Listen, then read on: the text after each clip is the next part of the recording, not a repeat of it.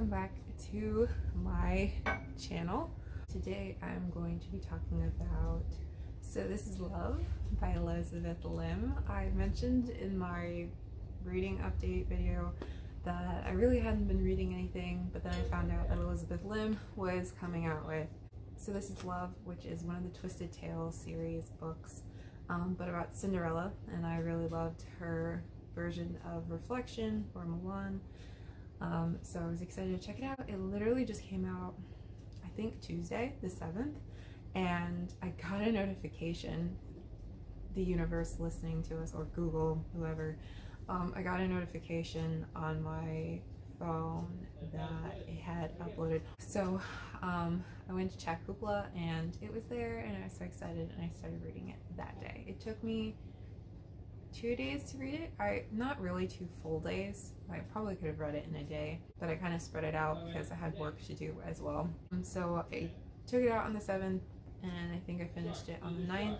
I thought it was adorable. It was really good. The writing is a little... It got better as the book went along, but the beginning it was very like...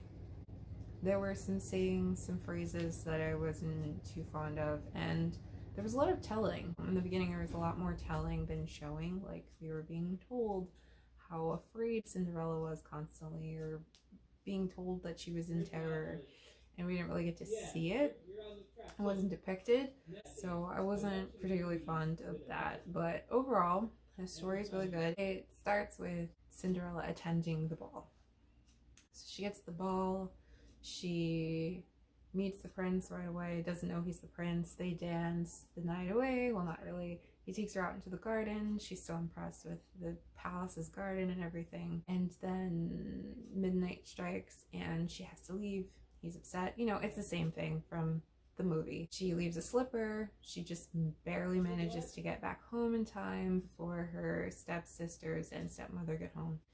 And then the twist is that when the Grand Duke comes around, Grand Duke Ferdinand comes around to the house to let all the eligible ladies try on the glass slipper, her stepmother realizes that she has attended the ball somehow. Cinderella has made a grievous error. I won't say, I don't remember if this was in the movie, how she spoils the fact that she was there.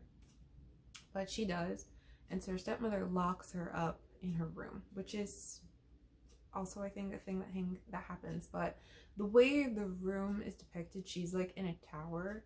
So instead of being like, if you watch the recent Disney live action film where she's like just on the 2nd floor and if the window's open you can hear her from down below, she's like stories up.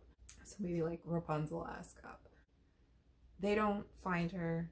They go back.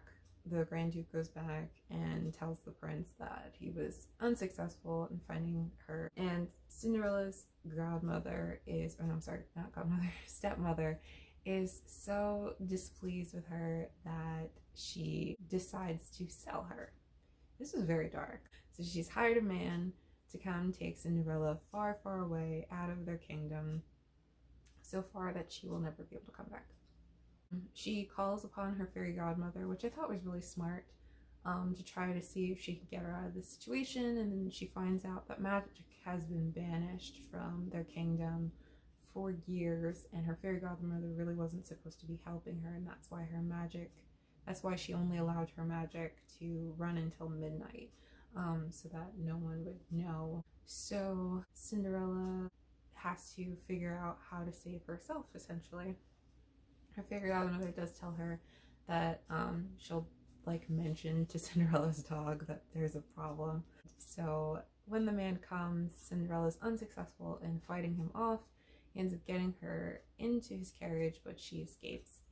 And conveniently the next morning, well, not conveniently, her dog found someone, a seamstress that works in the palace, to come help Cinderella, and she, Louisa is her name, helps Cinderella get into the palace so that she can work as a servant.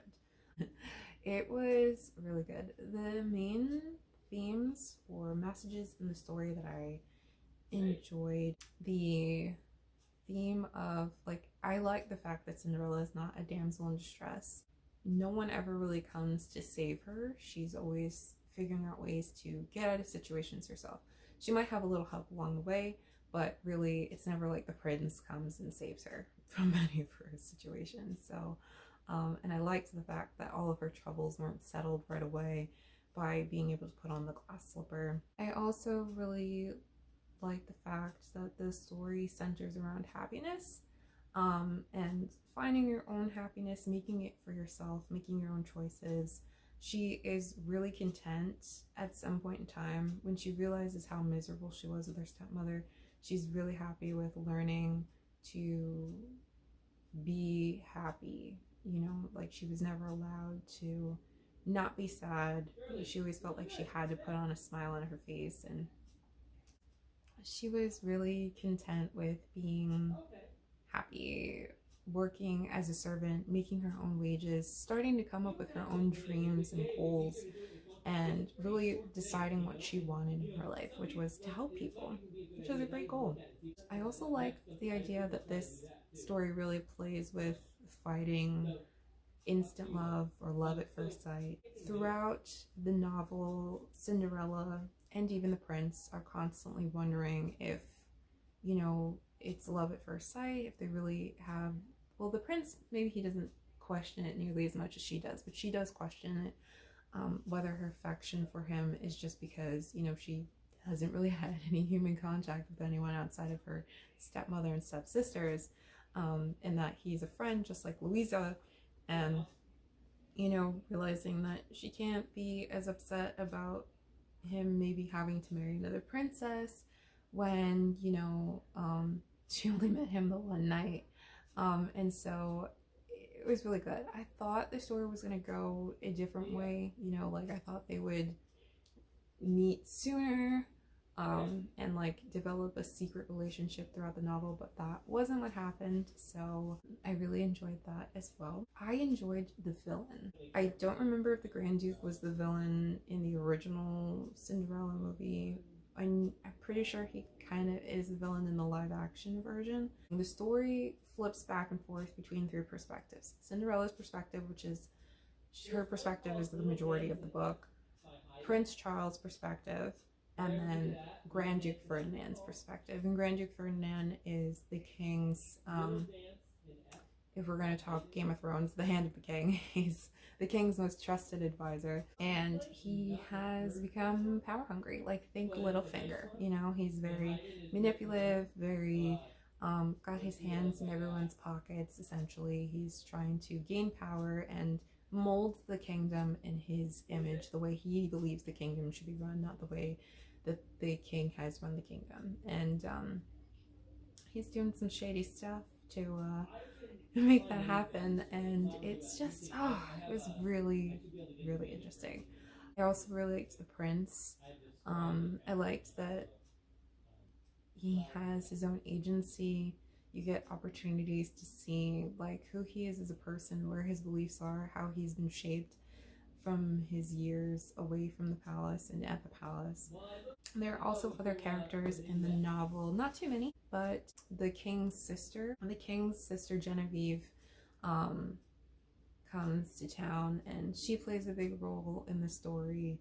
There's also Louisa, Cinderella's friend, who's also a servant or a seamstress for the palace. The king, obviously, he doesn't have as big a role as some of those other characters, but he has a pretty important role considering what's happening in the story. And I thoroughly enjoyed the relationships in the story.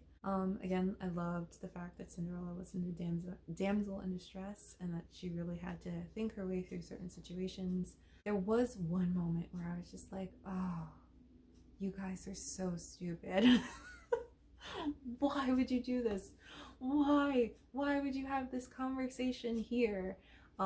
It was probably the most frustrating part of the book, but it didn't define the book. It, you know, the story moved forward after that point, but I was just like, oh, so stupid.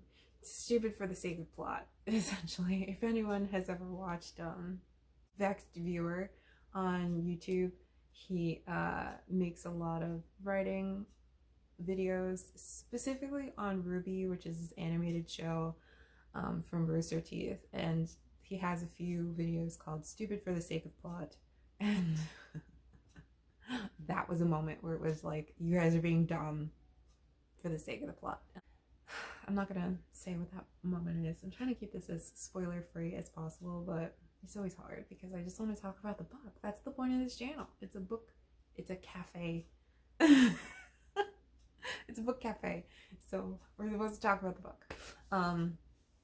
But not spoil it, I guess. I don't know.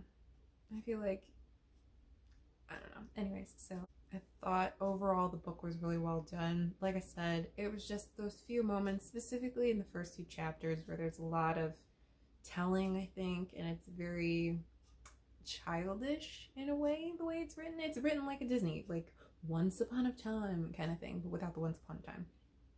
It's got that vibe to it, which is perfectly fine because that's the way Cinderella feels.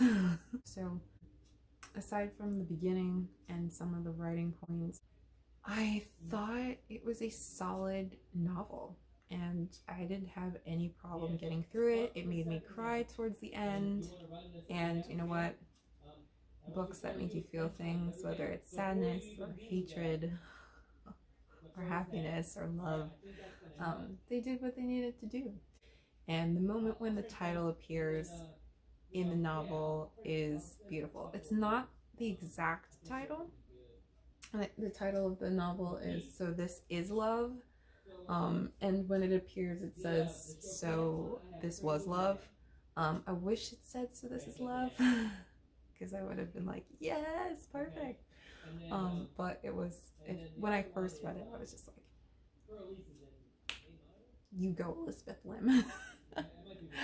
So that got me out of my reading rut. Highly suggest checking it out, especially if you're a Cinderella fan. I think Elizabeth Lim did a really good job of holding on to the feel of Cinderella, but also adding to it in a good way. And I had that same impression with Reflection, which is why I liked Reflection. I know not everyone liked Reflection, but again, not everything's for everyone. I feel like I'm going to say that in all of my book review videos. This book was for me, and I'm really glad I read it. I thought it was a really good book, and I'm happy. I gotta check out and see if Elizabeth Lim has any other novels outside of these Disney books and see if I truly enjoy her writing. We'll see. Alright guys, so thanks for joining me. I am going to finish my coffee now and get to reading a new book while it's the weekend. I'm officially off from work. Okay, so have a great week. I will see you guys next time. Bye.